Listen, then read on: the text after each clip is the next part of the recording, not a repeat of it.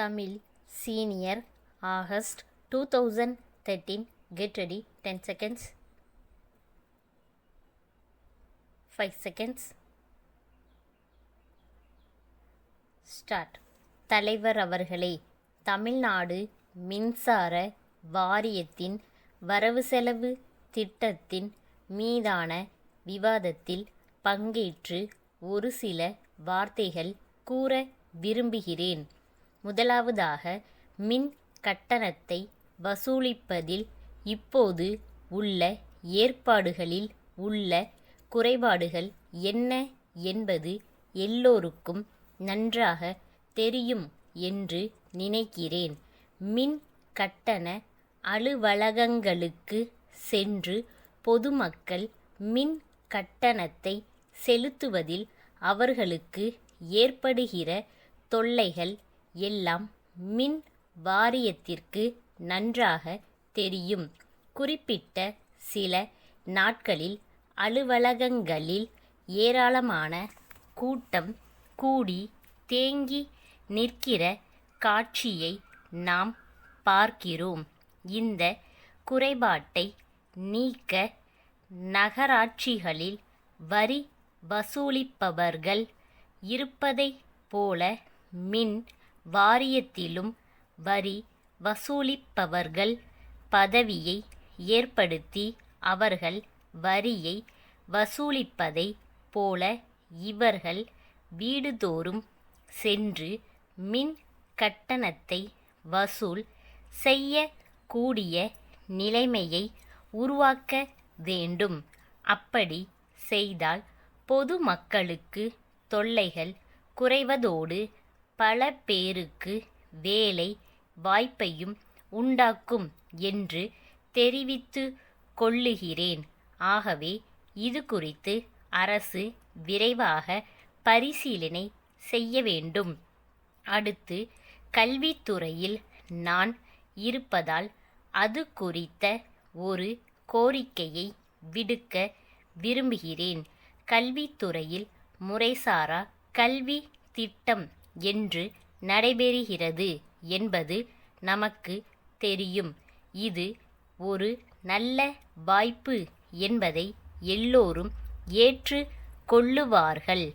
பள்ளிக்கு சென்று படிக்க வாய்ப்பு இல்லாத இளைஞர்களும் முதியவர்களும் இரவு பள்ளிக்கு சென்று படிக்க கூடிய ஏற்பாடுகளை முறைசாரா கல்வி திட்டத்தின் மூலம் அரசு செய்திருக்கிறது. அதற்கு நல்ல ஆதரவு இருக்கிறது என்பதை தெரிவித்துக்கொள்ள விரும்புகிறேன். ஆனால் கிராமப்புறங்களில் உள்ள பெரும்பாலான துவக்க பள்ளிகள், நடுநிலை பள்ளிகள் ஆகியவற்றில் தற்போது மின் விளக்கு வசதி இல்லை. மண்ணெண்ணெய் விளக்கின் ஒளியில் பாடம் நடத்தப்படுகிறது. இதனால் திட்டத்திற்கு சரியான கவர்ச்சி இல்லை. ஆகையால் என்னுடைய கருத்து ஒன்றை சொல்ல விரும்புகிறேன். குடிசைகளுக்கு ஒரு விளக்கு என்கிற ஒரு திட்டத்தை மின்சார வாரியம் வைத்திருக்கிறது. அந்த திட்டத்தின் கீழ் துவக்க பள்ளிகளுக்கும் நடுநிலை பள்ளிகளுக்கும் மின் விளக்கு வசதி செய்து கொடுத்துவிட்டால் கிராமப்புறங்களில் முறைசாரா கல்வி சிறப்பாக நடைபெறுவதற்கும் இரவு நேரங்களில் கிராம மக்கள் வந்து படிப்பதற்கும் உதவியாக இருக்கும். ஆகவே இது குறித்து மின்சார வாரியம் பரிசீலனை செய்ய வேண்டுமென்று கேட்டு கொள்ளுகிறேன். சென்னை மாநகராட்சியில் சென்ற ஆண்டு சில பஞ்சாயத்துகள் சேர்க்கப்பட்டிருக்கின்றன. மாநகராட்சியில் சேர்க்கப்பட்ட பின்னர் அந்த பஞ்சாயத்துகளில் உள்ள மக்கள் அனைவரும் ஒழுங்காக மாநகராட்சிக்கு வரியை செலுத்தி வருகிறார்கள். அதன் பிறகும் கூட தெருவிளக்கு வசதிகள் செய்து தரப்படவில்லை. இது நியாயம் ஆகாது. இது குறித்து மின்சார வாரியம் பரிசீலனை செய்து அவர்களுக்கு உடனடியாக தெருவிளக்கு வசதி செய்து தர வேண்டுமென்று கேட்டு கொண்டு பேச வாய்ப்பு கொடுத்ததற்கு நன்றி தெரிவித்து அமர்கிறேன்.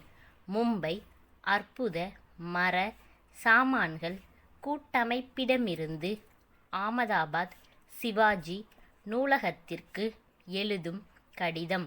அன்புடையீர், தங்களுடைய 3ஆம் தேதியிட்ட கடிதம் வரப்பெற்றோம். தாங்கள் எங்களிடமிருந்து 100 அற்புத மடக்கும் நாற்காலிகள் அனுப்புமாறு கேட்டு கொண்டு உள்ளீர்கள்.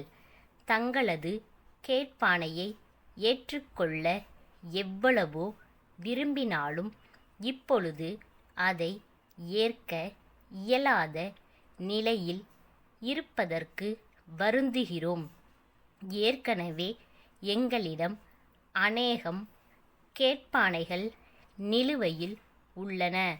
அவைகளை நிறைவேற்றுவதற்கே எங்களிடம் தற்போது உள்ள இயந்திரங்களும் வேலைக்காரர்களும் மும்மரமாக ஈடுபட்டு இருக்கும் நிலை உள்ளது.